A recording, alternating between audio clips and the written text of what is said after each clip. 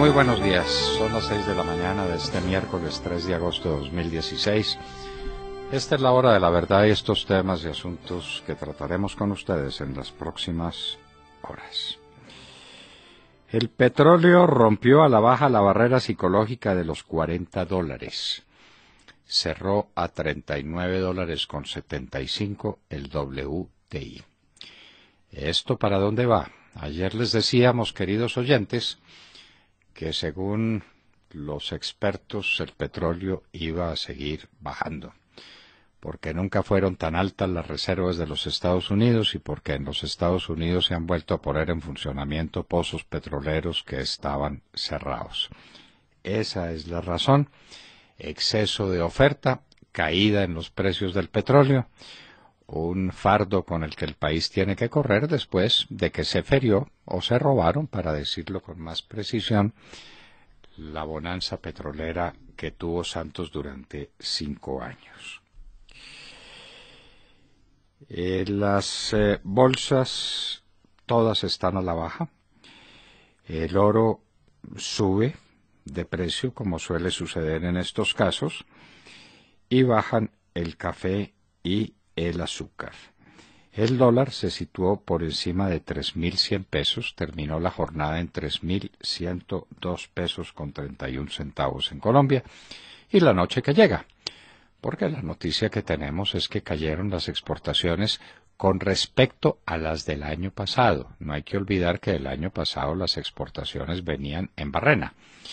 Entonces, los periódicos oficiales, que no se cansan de endulzar la verdad o tratar de endulzarla para no decirla, salen con el cuento de que cae porque cayeron las exportaciones petroleras. Eso es verdad. Lo que no cuentan es que cayeron también las agrícolas y cayeron también las manufactureras. Todas las exportaciones caen. Consecuencia o conclusión: no hay dólares, y si no hay dólares se tienen que subir de precio. El Centro Democrático se pronuncia hoy. De acuerdo a todos los sondeos que hemos hecho y de acuerdo a lo que nosotros hemos dicho, esperamos que por un no rotundo.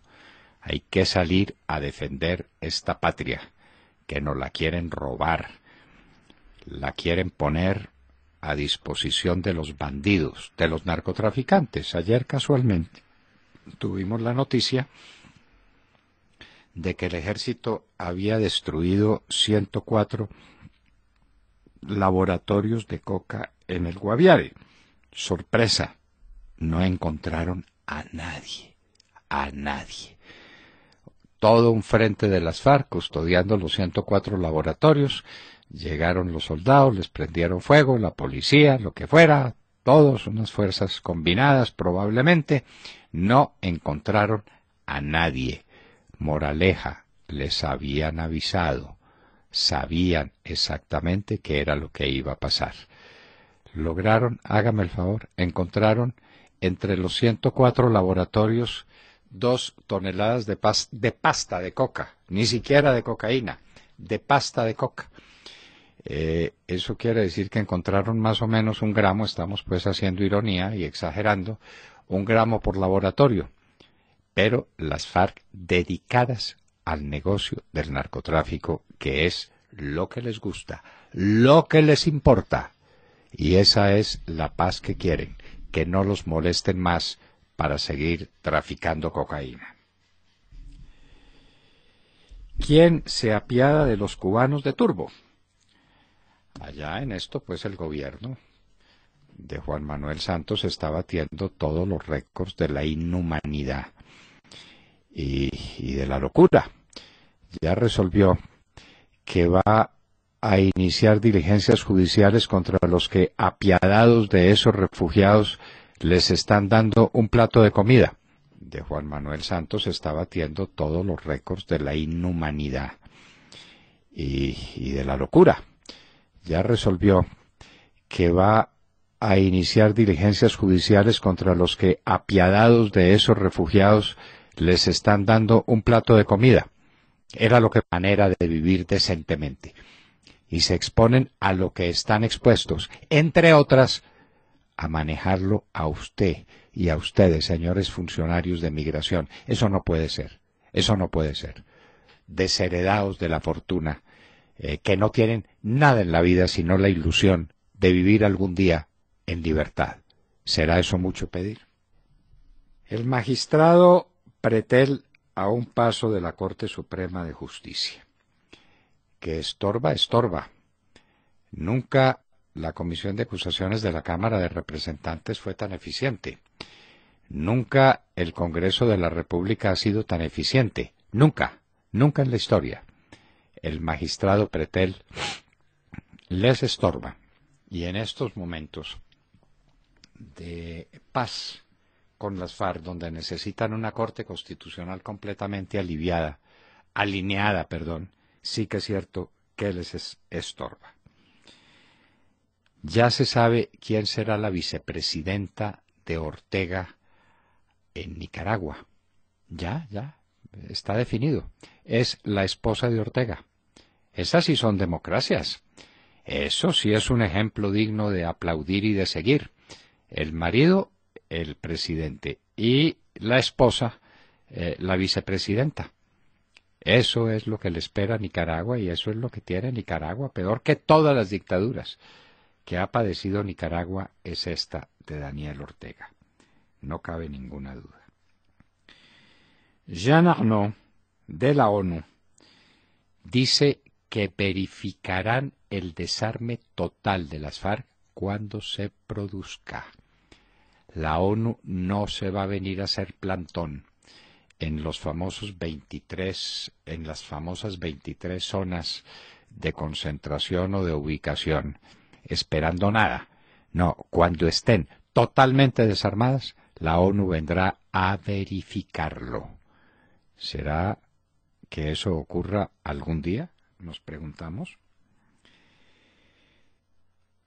Referendo revocatorio en Venezuela. Hablará con nosotros el mejor constitucionalista de Venezuela, Asdrúbal Aguiar. Ya se cumplió el primer requisito. Viene el segundo requisito mucho más fuerte de 4 millones de firmas que hay que conseguir en 3 días. Esa es una misión imposible si es que no las tienen conseguidas ya por físico espacio, por físico tiempo. No porque no haya 4 millones de venezolanos que no quieran salir de este régimen del señor Maduro, que ayer sí batió todos los récords de la desvergüenza. Todos. Tenemos noticias ya confirmadas por la prensa inclusive, que el general Néstor Reverol es el nuevo ministro del Interior de Maduro. ¿Quién es Néstor Reverol? No el problema de que sea general, no. Perseguido por la justicia de los Estados Unidos por narcotráfico. Y entonces Maduro hizo ayer una encendida apología de ese hombre víctima del imperio. La Rousseff, la presidenta o expresidenta o presidenta suspendida del Brasil, está nunca más cerca de su juicio. El Senado la halló culpable de violar la Constitución y de valerse de recursos públicos, que es una manera de decir que ella o sus paniaguados o el señor Lula o todos ellos se robaron la plata del erario público.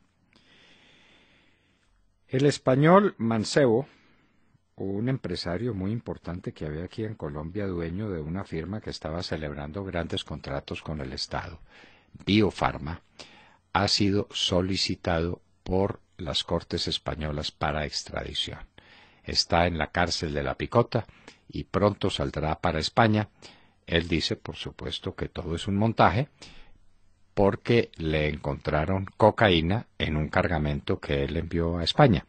Pero parece que las Cortes de Valencia tienen pruebas adicionales y temas adicionales para proponerlo. Los proyectos del fiscal merecen aplauso. Que cuando haya un caso de impedimento, en lugar de que asuma la fiscalía ad hoc el vicefiscal, lo que es un absurdo que criticamos 1000 veces, el presidente de la República tendrá la obligación en 10 días de pasarle una terna a la Corte Suprema de Justicia para que la Corte Suprema de Justicia, en un plazo muy breve, también nombre al fiscal. En el caso de Néstor Humberto van a ser muchas las inhabilidades que tenga, porque su actividad profesional ha sido muy vasta y seguramente se encontrará con muchos impedimentos. Pero en todo caso, esa es una iniciativa plausible. Como también es iniciativa plausible que la auditoría interna de la Fiscalía no la nombre el fiscal. Es que esto era inaudito, es que Montealegre es un personaje que no tiene fondo y esto tal vez venía ocurriendo desde tiempo atrás en la Fiscalía. El fiscal nombra el auditor, nombra quién lo va a vigilar. Habráse visto, ya el fiscal le propuso un remedio a ese daño gravísimo a la transparencia de la Fiscalía.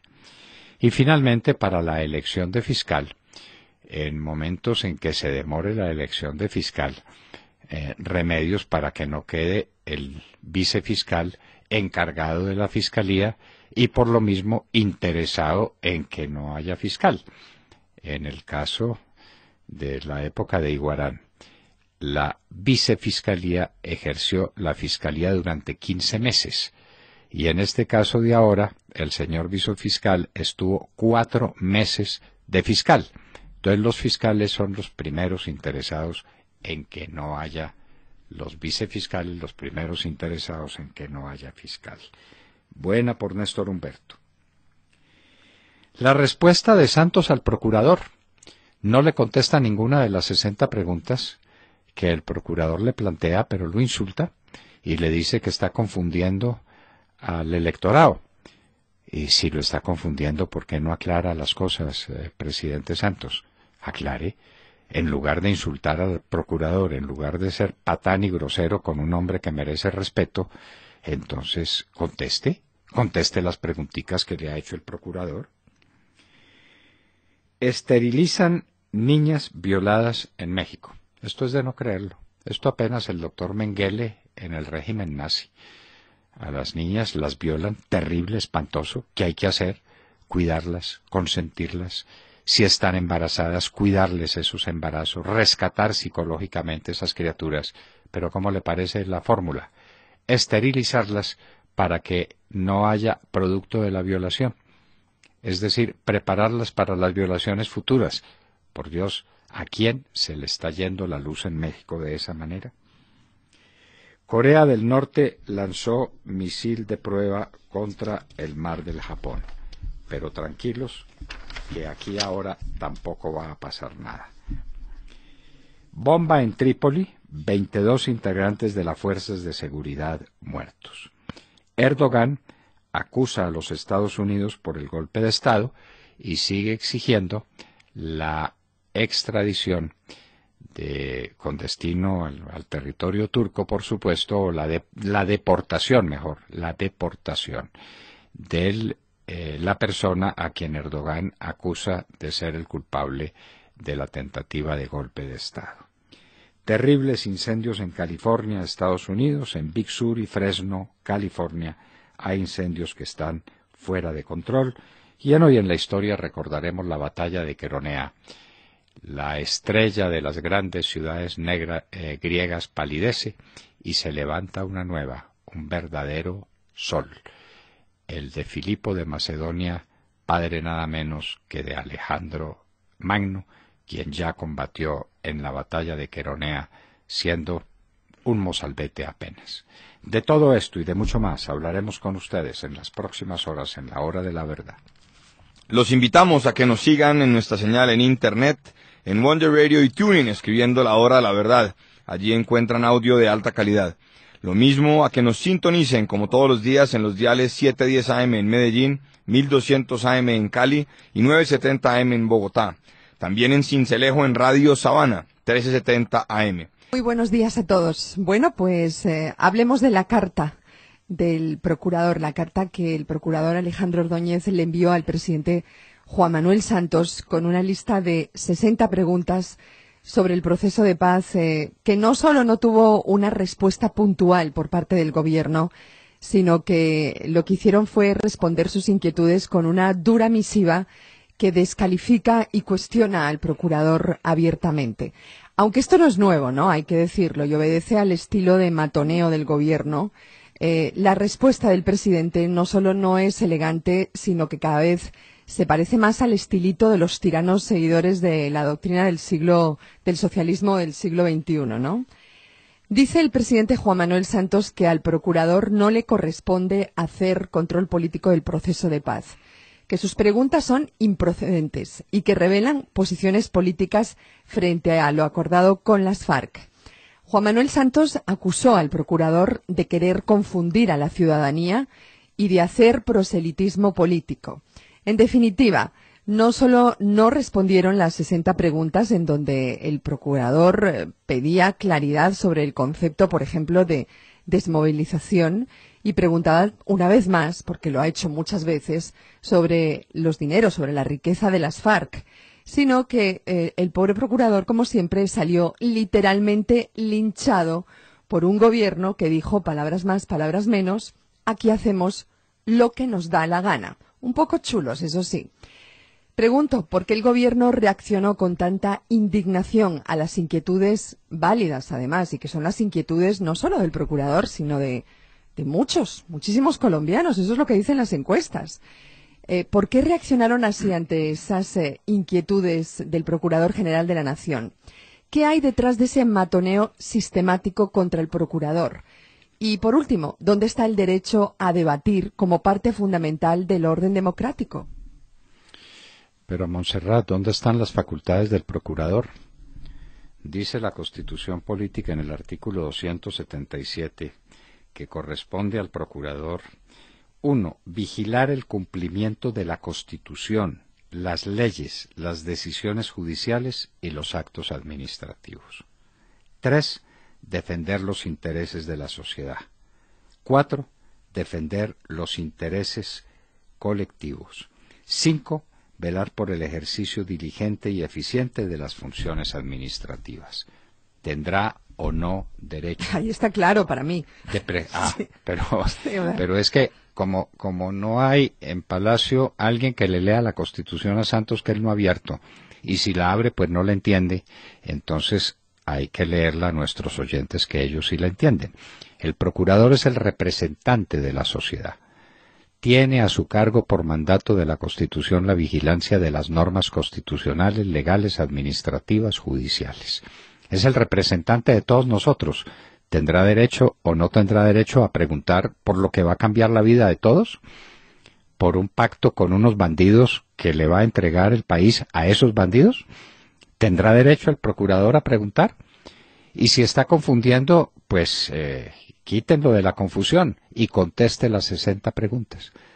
Como vio que no eran capaces de contestar ninguna de esas 60 preguntas, lo más fácil, Montserrat, el refugio de siempre y el recurso de siempre cuando no hay razón, el insulto. El insulto. ¿Qué hace usted con una persona que lo abruma de razones? ¿La insulta? Bueno, la gente baja, ¿no? Usted no. Sí, pero ¿qué hace la gente baja cuando la abruman con razones? Insulta o pega. El presidente golpea al procurador y lo destituye y le dice que ese no es asunto suyo. ¿No es asunto suyo? Pero por Dios, lea la Constitución, Santos. De manera pues que en eso estamos, con el presidente Santos, que no contesta nada, pero que insulta. El que insulta es porque se siente perdido. William Calderón. Doctor Londoño, buenos días Colombia, gracias por invitarnos a sus hogares y a sus vehículos. Hoy es miércoles 3 de agosto del año 16, son las 6:25 de la mañana. Con grupos especiales como el SMART, el gobierno del presidente bolivariano Juanpa, el camarada de los hermanitos Castro, ahora penaliza a la caridad cristiana, cuando advierte procesos contra colombianos que ayuden a los hermanos cubanos en Turbo, Antioquia, con señoras en estado de embarazo, sin agua potable, con un magro bocado de comida al día, sin la Cruz Roja, la indiferencia total, indiferencia de la Cruz Roja, la complacencia de la Iglesia que se olvidó de la caridad cristiana, la suerte de un grupo de humildes desplazados que se encuentran hacinados en una bodega de Turbo, municipio de Colombia, podría decidirse en pocas horas. Así es la caótica situación que viven estos cubanos y cubanitos.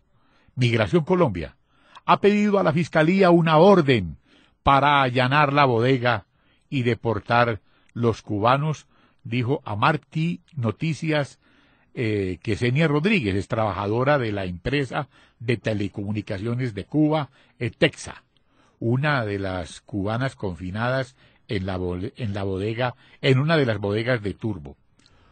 Hoy temprano, en la mañana, llamaron al que más habla con los medios, al que nos representa a nosotros, y le dijeron que ya Migración había hecho una orden.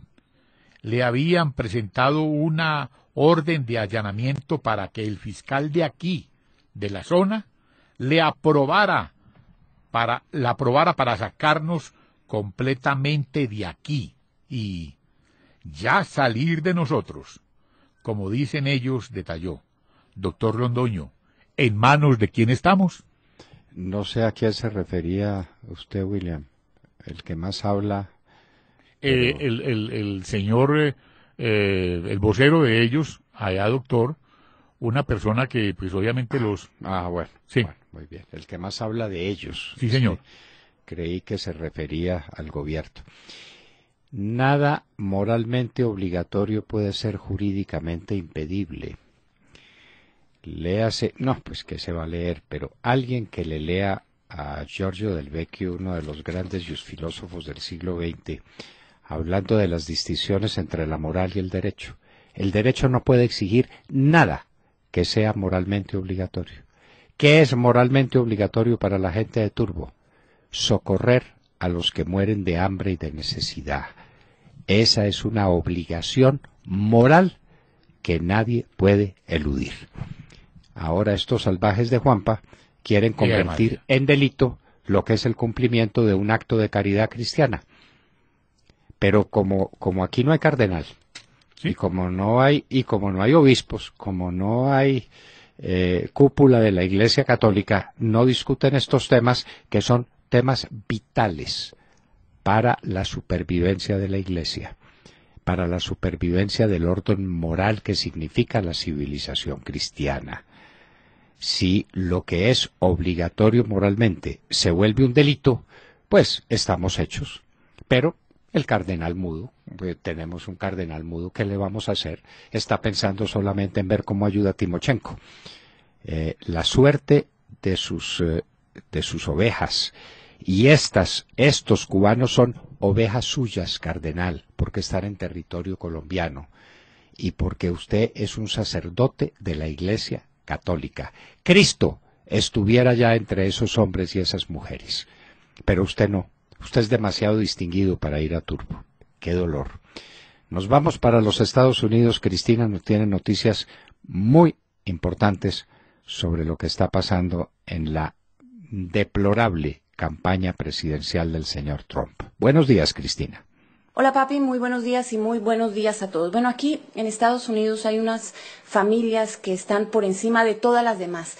Las llaman familias estrella de oro. Son intocables porque son familias que han sacrificado a un ser querido en la guerra, peleando por la libertad de los Estados Unidos, vistiendo el uniforme de este país. Ese es el caso de una familia de inmigrantes musulmanes, los Khan. Su hijo, el capitán Humayun Khan, un inmigrante que llegó a este país con sus padres, murió peleando en Bagdad en el 2004. Y ellos son demócratas, asistieron a la Convención Nacional Demócrata, y el padre, Qasir Khan, y su esposa Ghazala, ella no abrió, se paró al lado del podio, él con un librito pequeño de la Constitución estadounidense en mano, pues acusó a Donald Trump de estar violando la Constitución de los Estados Unidos, asegurando que si hubiera sido por el magnate republicano, el candidato a la presidencia republicano, su hijo no habría podido entrar a este país por el que estuvo dispuesto a sacrificar su vida. Trump, siendo Donald Trump, no se pudo quedar callado y se enfrascó en una bronca monumental con esta familia de un héroe de guerra estadounidense. Trump dijo, por ejemplo, en uno de los primeros comentarios que él también se había sacrificado por este país como empresario. El señor Khan dijo después que Donald Trump tenía el alma oscura o el corazón negro, y Trump ha estado diciendo que su pelea es con los extremistas radicales y que no entiende por qué el señor Khan, sin conocerlo, la ha emprendido contra él y ha tratado de ser la víctima en toda esta controversia. Sin embargo, los líderes del Partido Republicano pues no están nada contentos con esta pelea. El presidente de la Cámara de Representantes, Paul Ryan, y el senador Mitch McConnell, líderes republicanos, no mencionaron a Donald Trump por nombre, pero los dos emitieron comunicados diciendo que las familias Estrella de Oro son intocables, que nadie las debe criticar y que están en contra de la medida de Trump que ha estado promulgando y que le ha logrado muchos adeptos, hay que decirlo, de negarle la entrada a los Estados Unidos a los musulmanes por la amenaza del terrorismo radical islámico. El senador John McCain, ex candidato presidencial y también ex prisionero de guerra, uno de los héroes de guerra más populares de este país, con el que Trump también ha tenido problemas, sí salió y dijo abiertamente que está en total desacuerdo con los puntos de vista de Donald Trump, que no representan al partido, que no representan a sus funcionarios y que no representan a sus candidatos. Y dio a entender que podría llegar el momento en que por amor a Estados Unidos, por encima del amor al Partido Republicano, pues habría que votar en contra de Donald Trump. Otra mujer que se llama Sally Bradshaw, muy conocida en el partido, fue asesora de campaña de Jeb Bush, por ejemplo, salió a decir que ella se había cambiado de afiliación partidista, que ahora no era republicana, que era independiente, y que si la elección en la Florida estaba cerrada, ella estaría dispuesta a votar por Hillary Clinton para dejarles a sus hijos un mejor país en el que no se promulgue el odio del que acusó estar promulgando a Donald Trump. El presidente del Partido Republicano, Reince Priebus, dijo que es una regla que no está escrita, que es un mandamiento aquí en este país, que uno no se mete con las familias Estrella de Oro y que son familias adoloridas que tienen derecho a su sufrimiento y que hay que honrarlas, quererlas y apreciarlas sin importar su afiliación partidista. Dijo además que es cuestión de Donald Trump si decide pedir perdón o no. El magnate claramente no lo ha hecho. Sigue con la guerra por Twitter con esta familia. Después de la Convención Nacional Demócrata, Clinton tiene ahora 8 puntos de ventaja sobre Donald Trump, 45-37, según la última encuesta de CNN y la organización ORC. Gary Johnson, candidato libertario, tiene 9% de la intención de voto y Jill Stein, del Partido Verde, 5%. Hillary Clinton, definitivamente, con mayor liderazgo, todavía sigue teniendo un problema de credibilidad, pero ya es menor y ha aumentado el número de votantes que dicen que quieren votar por ella por sus promesas de campaña y no solamente por ir en contra de Trump. Y finalmente tengo que darles otra noticia, es una alerta de salud histórica que no se había visto antes aquí en los Estados Unidos, que no había tenido un alcance hasta ese punto. Y es que el Centro del Control de Enfermedades está pidiéndole a los estadounidenses que no viajen a la zona de Wynwood, que queda al norte de Miami, ahí al norte del centro de Miami. Es una zona de 150 metros cuadrados donde ya han detectado un total de 14 personas contaminadas con el virus del Zika. Se enteraron de algunos de los contagiados yendo puerta a puerta haciéndoles pruebas a residentes de la zona y había 5 personas que ni siquiera sabían que estaban infectadas. Entonces la advertencia es no ir para las mujeres embarazadas, a las que están embarazadas y viven ahí, que por favor no tengan relaciones sexuales con sus parejas por temor a infectarse y que traten de estar lejos de los mosquitos. Los que han ido a Wynwood deben utilizar protección cuando tengan relaciones y los que hayan ido y estén pensando en tener familia, pues no concebir hasta dentro de 2 meses para que puedan confirmar que no son portadores del virus.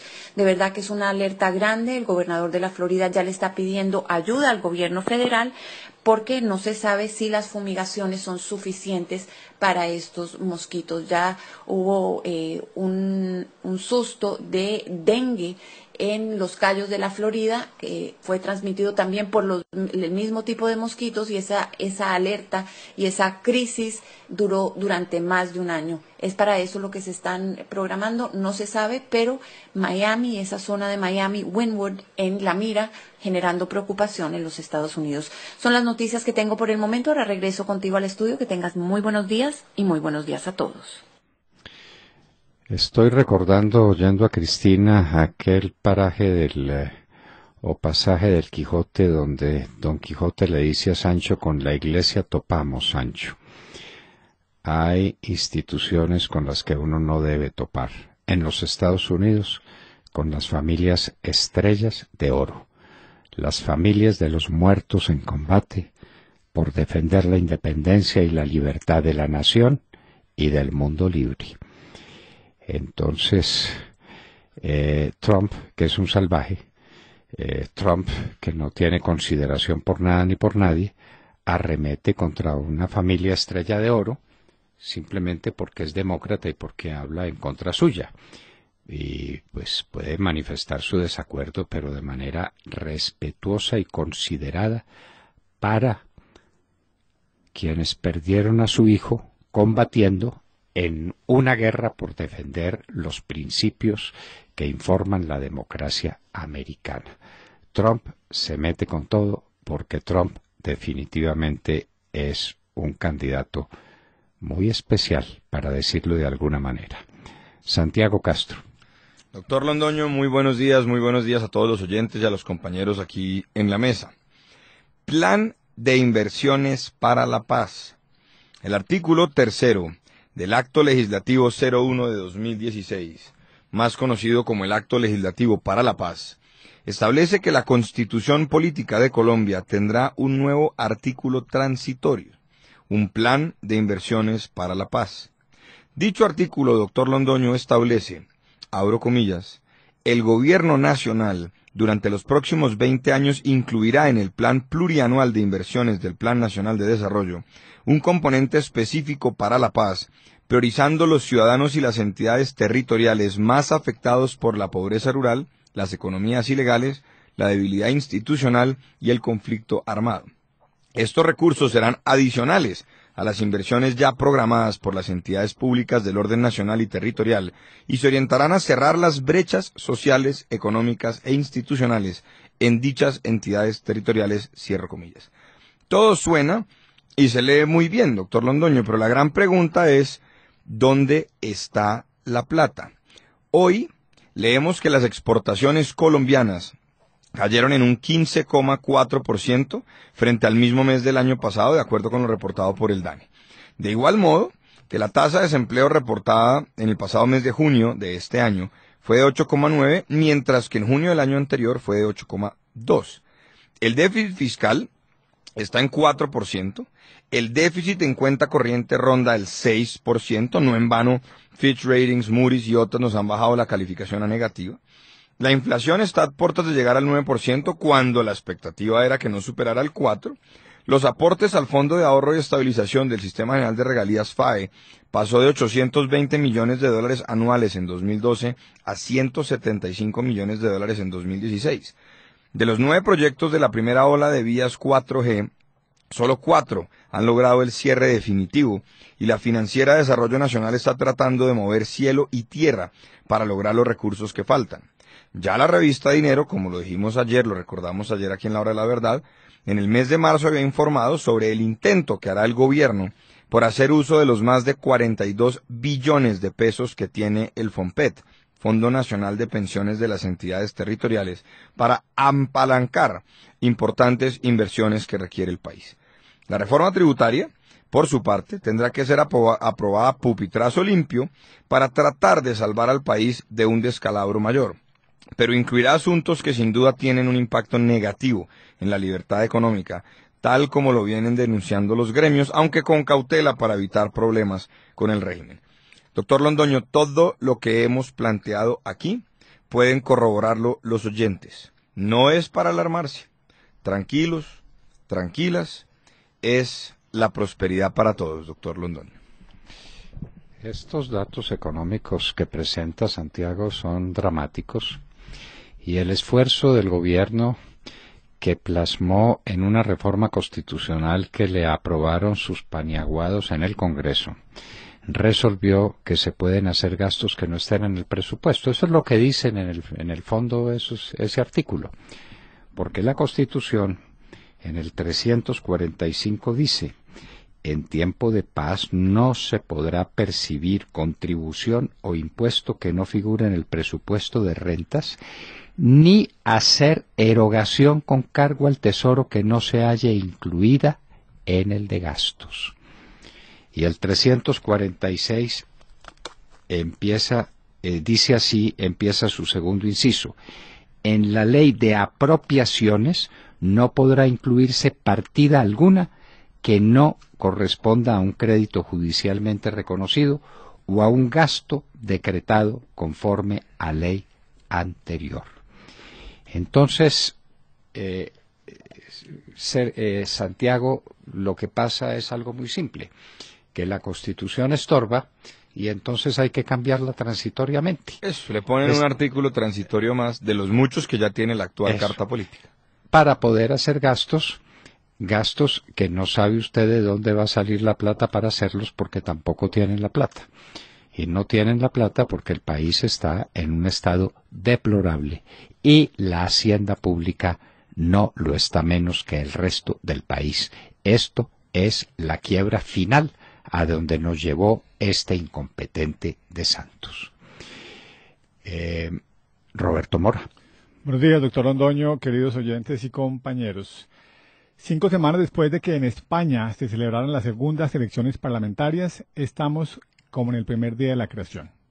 Desde el día siguiente a los comicios estaba claro que ninguno de los líderes de los 3 partidos principales, Pedro Sánchez del PSOE, Albert Rivera de Ciudadanos y Pablo Iglesias de la coalición Unidos Podemos, tenían apetito para formar gobierno con el triunfador de la jornada, el presidente en funciones Mariano Rajoy, quien al frente del PP obtuvo el 33% de los votos y 137 escaños. En efecto, luego que el rey Felipe VI le pidiera la semana pasada, por segunda vez, formar gobierno, Rajoy se reunió ayer con Pedro Sánchez del PSOE, único partido con el que podría formar un gobierno mayoritario. Bajo su brazo llevaba un documento de coincidencias con la plataforma de su contertulio, pero al parecer Sánchez fue tan tajante en su negativa que Rajoy ni siquiera le entregó el texto, que habría servido como base para iniciar las negociaciones. Sánchez lo instó a buscar apoyo en las derechas, es decir, con Ciudadanos, pero su líder también ha declinado votar a favor de su investidura, aunque al menos ha ofrecido abstenerse. Y en cualquier caso, PP y Unidos sumarían 169 escaños y se necesitan 176 para obtener la mayoría absoluta. En la misma tónica se ha mantenido Pablo Iglesias de Unidos Podemos y el propio Rajoy declaró luego de la reunión que España se encaminaría a convocar a unas terceras elecciones en caso de que el PSOE mantenga el no, con graves consecuencias para la gobernabilidad del país, que entró a su 8º mes en el limbo político, sin capacidad para aprobar un presupuesto, reducir el déficit público frente a las demandas de la Unión Europea o hacer frente a la amenaza separatista de Cataluña. Señaló que convocar por tercera vez a elecciones sería una tontería e instó al PSOE a abstenerse para facilitar su investidura. Luego, su reunión hoy con Albert Rivera, quien ratificó su posición pero se ofreció a mediar con el PSOE para obtener su abstención, Rajoy se mostró más optimista y declaró que se había dado el primer paso. Por lo visto, doctor Londoño, la única posibilidad de evitar nuevas elecciones sería la abstención del PSOE y de Ciudadanos. Esperemos que prevalezca el sentido común, porque unas nuevas elecciones probablemente arrojarían resultados parecidos a los obtenidos hasta ahora, es decir, que ninguno de los partidos obtendría votos suficientes para formar gobierno sin coaliciones. Es lo que se llama un país ingobernable, Roberto. Sí, España señor. es ingobernable. Está fracturado y partido de tal manera que nadie gobierna y nadie tiene grandeza, ni espíritu constructivo, ni voluntad de renunciar a lo que tengan que renunciar y de sumar en lo que puedan sumar para constituir una alianza política que pueda gobernar el país. Es que se trata de gobernar el país. Pero no, el PSOE no le importa, pues al tipo ese de la cole caballo, Iglesias. Iglesias, Iglesias. A Iglesias menos Pablo le Iglesias. importa. No, Sí, por pero eso. prima más los intereses políticos que el interés obvio, del país. El país. Es una el vergüenza, país- es el una país vergüenza. el país les importa un comino. Les importa un comino, son sus intereses políticos. Entonces, ni el PSOE, ni Ciudadanos, ni nadie acude a hacer gobierno con Rajoy, y entonces España, ¿cómo le parece?, a unas nuevas elecciones y seguiría sin gobierno. Un país que no se puede gobernar y con unas crisis a la vista, pues es que todo país necesita gobierno todos los días. Todos los días hay que enfrentar desafíos nuevos y hechos nuevos, todos los días. Pero eso, pues, parece que no lo saben algunos en España, que prefieren sus intereses políticos a los intereses de esa, la que fue la más grande nación de la tierra. Y en un minuto estaremos con Alfredo Ramos Maya, senador del Centro Democrático, generación del 14, aquí en La Hora de la Verdad. Son las 6 de la mañana, 46 minutos.